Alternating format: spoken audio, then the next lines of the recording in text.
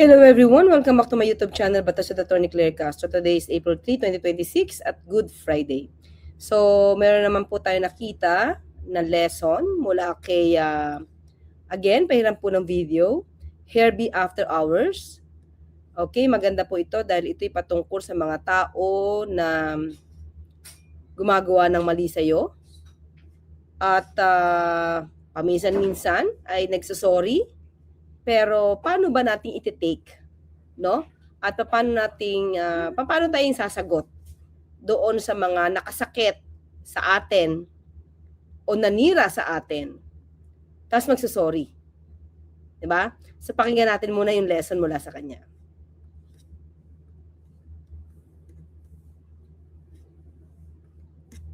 Minsan sabi nila, don't take it personally. But sometimes, you should.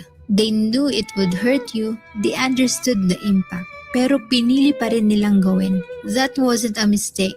That was a decision. Yun. Doon muna tayo mga ka-clear, ha? May mga taong gumagawa sa iyo ng mali. Tapos biglang magsasorry. So, ang sabi, ang gumagawa sa iyo ng mali, hindi yon mistake. Intentional yon. So, katulad lang natin na ang topic natin dito ay mga chismosa. Diba? Nako, nagle-level up ang mga chismosa. Podcast pa. Diba? Nasa YouTube channel pa. Nasa TikTok. Nasa Facebook. Na wala silang kaalam-alam sa buhay mo, wala silang kaalam-alam sa nangyayari sa'yo, basta gagawa na lang ng kwento. Mistake ba yon? Hindi. Intentional yun. Para ka masaktan, para maapektuhan ka. Diba? Sige, tuloy natin.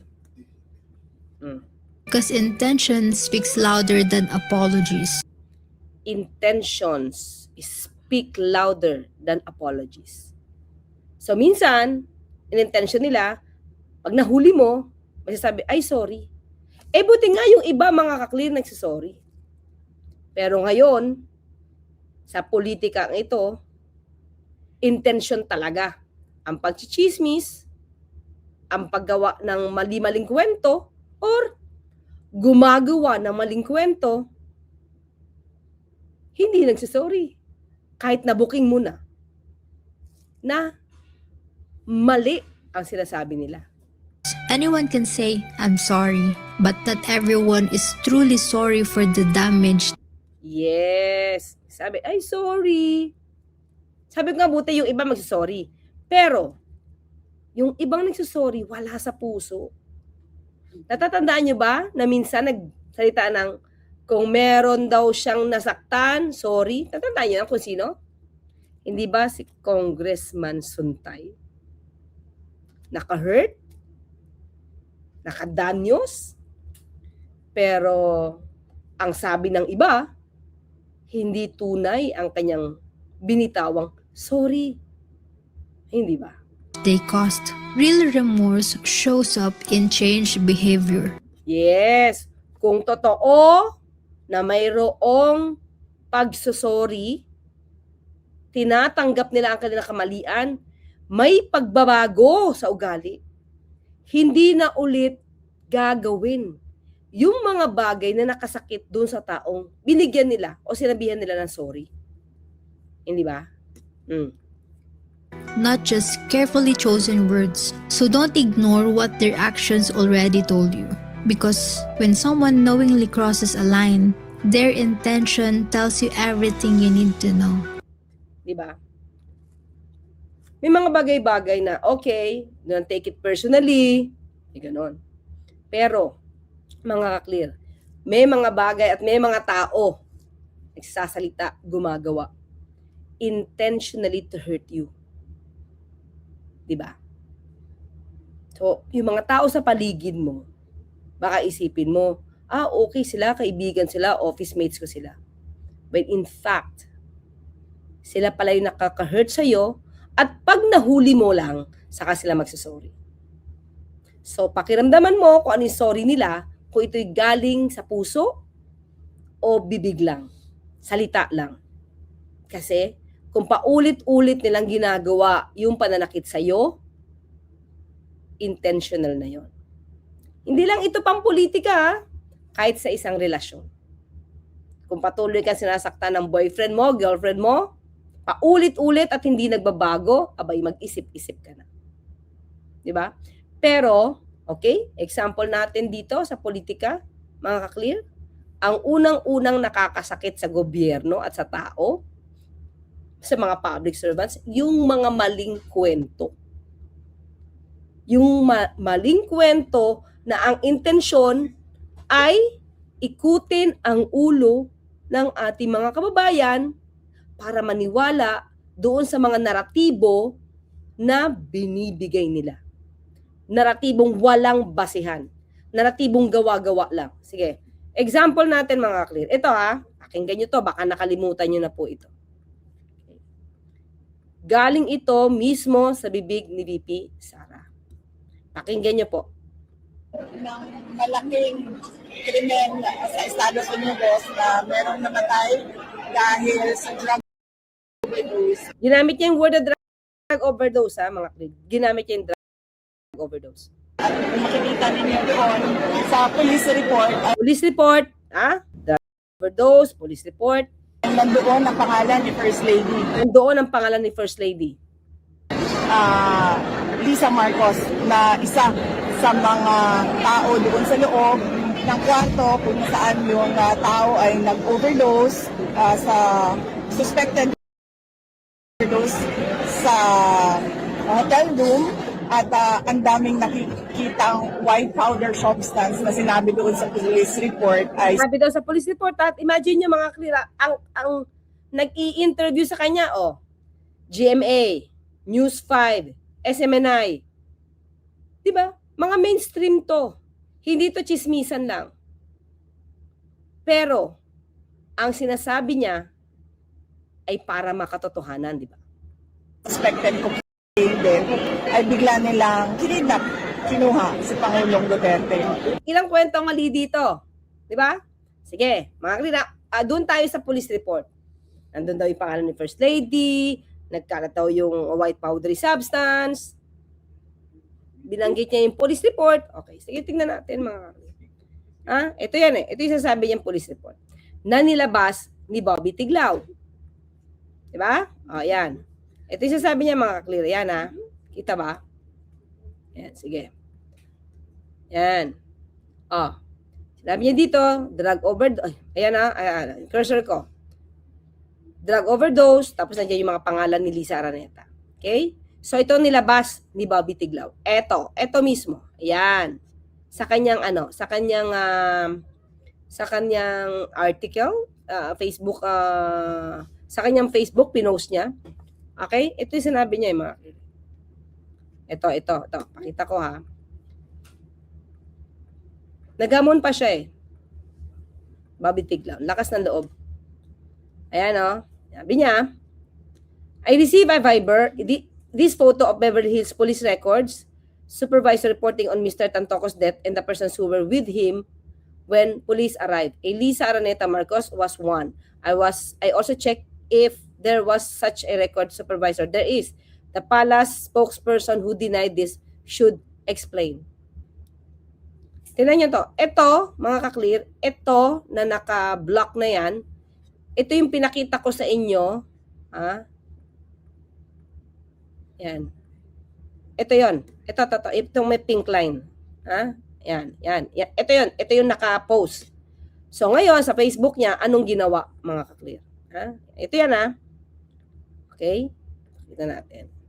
So sa Facebook niya, mga ka-clear, nakita niyo, di ba, naka-block na siya.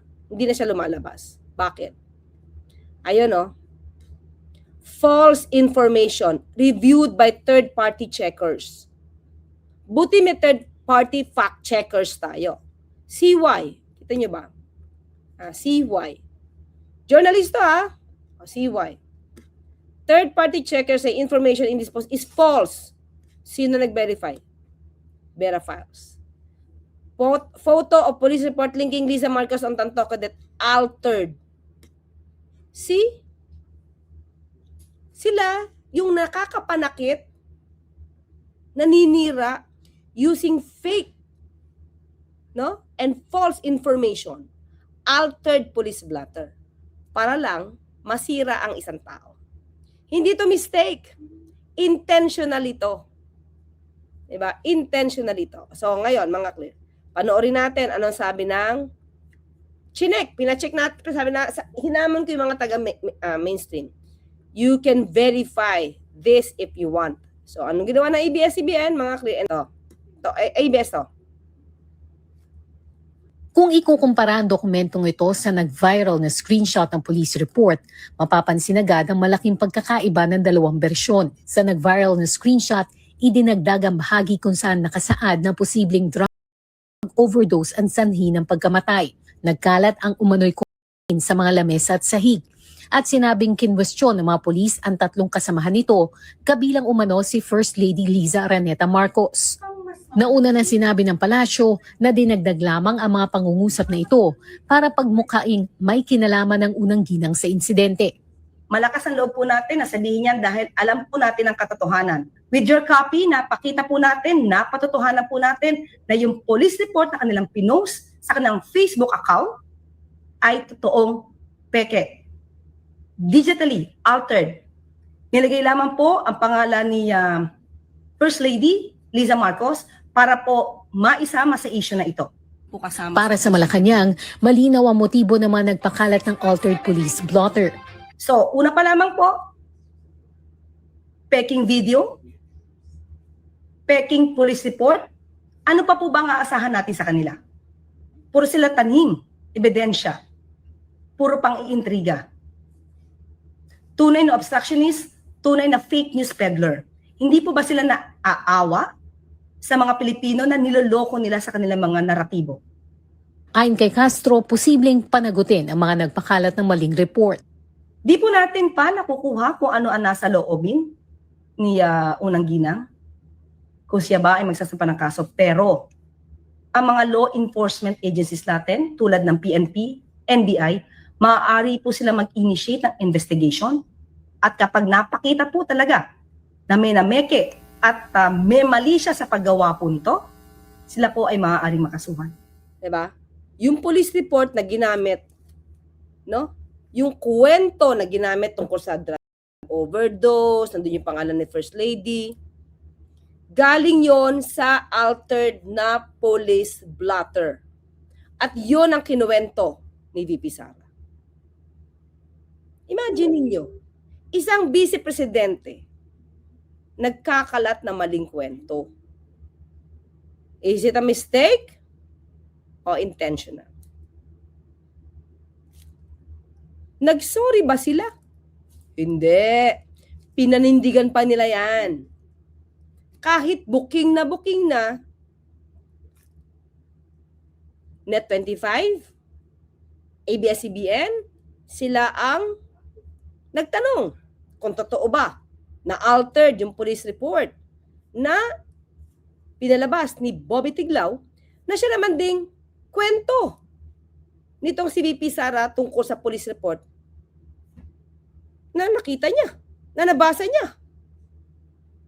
Diba? Nakasakit? Of course. Hindi lang kay First Lady, hindi lang sa mga taong sinangkot nila, kundi sa sambayan ng Pilipino. Bakit? Niloloko kasi nila mga Pilipino sa kanilang mga kwento. Pero nagsorry ba sila? Hindi. Diba? Kahit mag-sorry yan, kung paulit-ulit din ang kanilang pamemeke, baliwala yung pagsasorry nila. Kung nag-sorry man, but hindi naman. Intention talaga nila na manira. Diba? Okay, next. Ito, mga clear. Ano yung binanggit? Ha? Dati. Okay? Tingnan natin, ha? Ito po.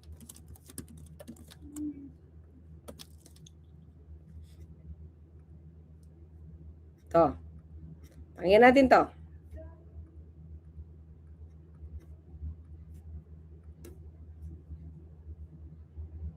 At ang motibo sa likod nito. Nagpahayag naman ng pagdududa si Vice President Sara Duterte sa programa at ang motibo sa likod nito. Meron akong pagdududa ha, na magbebenta sila ng 20 pesos per kilo na bigas pero hindi pang tao, pang hayop. Hindi ko alam kung anong motibo nila. Baka binubudol na naman nila yung mga tao sa 20 pesos per kilo na bigas. At magdududa ka dahil bakit Visayas lang? Hindi ba nagugutom yung mga tiga Mindanao? Hindi ba nagugutom yung mga tiga Luzon? Promise na naman yan sa mga tao na alam mong para lang sa eleksyon at para lang sa kanilang mga senators. Para manalo yung kanilang alyansa kuno na iniwanan naman din sila nung dalawa nilang kandidato. Diba? Ito mga ka-clear. Ano ang sabi ng mga nakakabili hanggang ngayon ng 20 pesos na bigas?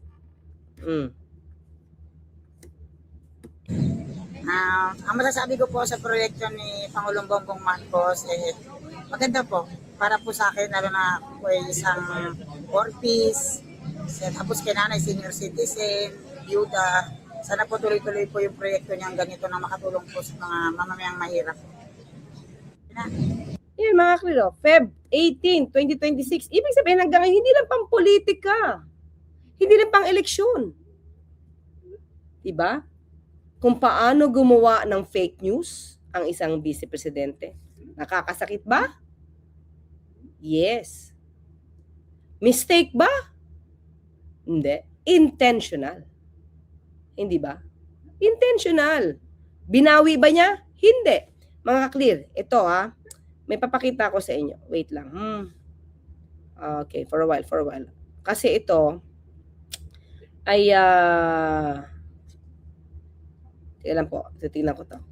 Parang may nangyayaring ganito. Sana pakilang po kung totoo nangyayari ito, paki-report po ito Kasi parang yung 20 pesos na bigas na proyekto ay hinaharang daw. So pakita ko po sa inyo to. Kung taga Davao kayo, sabihin nyo lang po dahil kailangan pong aksyonan yan. So, ipakita ko po. Pahiram po ng video. Ayuda sa Davao. Bigas na ayuda sa Davao.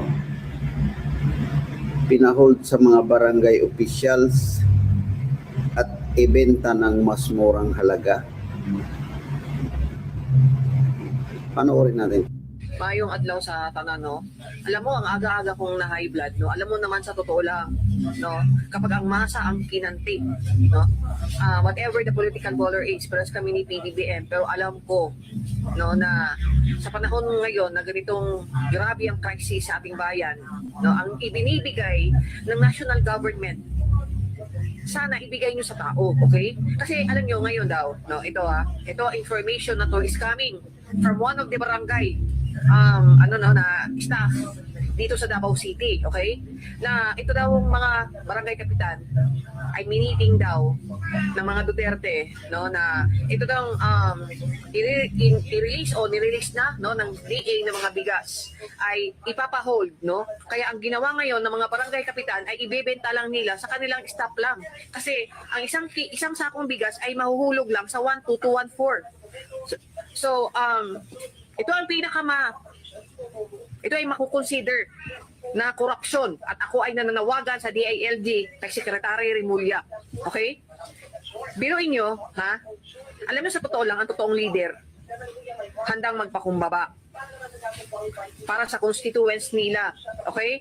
Hindi yung ginagawa dito, no, na ang ginagawa nila is gusto nilang magsakripisyo yung constituents nila para sa kanilang revenge. At hindi ito totoong nagmamahal sa bayan. Ito ang totoong vested interest, no? Alam niyo sa ilang days, no, na gusto ko sanang manahimik, mag-observe, no? Lalo na ito nangyayari na impeachment.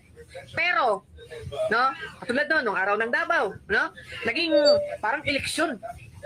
No? Alam niyo sa totoo lang yung nangyari kay FPRRD, hindi niyo masisisi itong mga tao ni PBBM, no? Kasi alam nyo, kakaupo pa lang ni PBBM. As you remember si Mike Abe, di ba?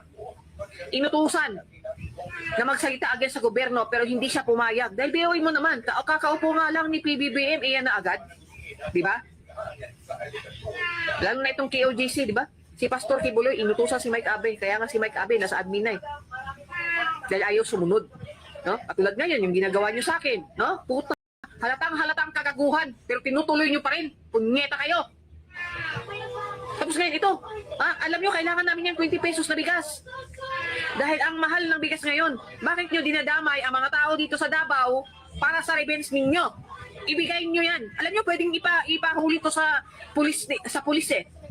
Kasi I know, bago na yung direktor ng NBI, dapat ipahuli ang mga barangay kapitan na hino-hold ang mga bigas. Dapat i-monitor ito ng nasyonal. Dahil hindi na ito makatao.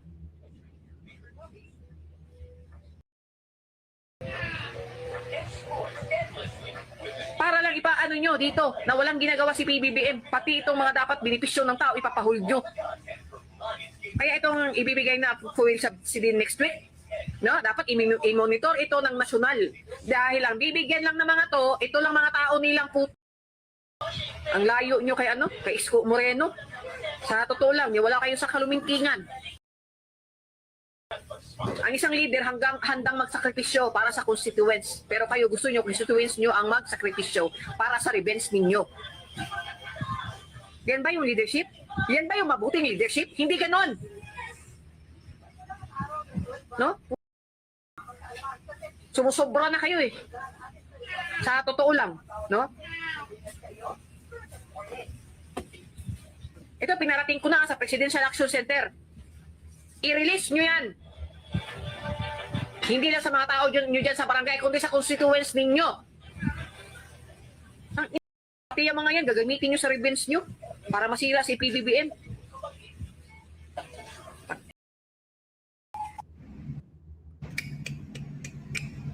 Mga Duterte talaga gagawin ang lahat para masiraan ang administrasyon ni Bongbong Marcos. Yan mga ka-clear. Anyway, naparating ko na po yan. Napanood ko po ito, naparating na po natin ito kay Secretary John Vic at saka kay Secretary Kiko ng DA. Pati po sa Pangulo, pinarating na po natin to. Papaanoin po natin, imo-monitor po agad natin to. Yan, maraming salamat. So ito yung mga ka-clear. Ito yung sinasabi natin. Na paulit-ulit ang fake news. Intentional. Intentional, hindi to mistake. Hindi ba? So, pati yung pag-ano nila, pati paggagawa ng fake na video, fake na kwento.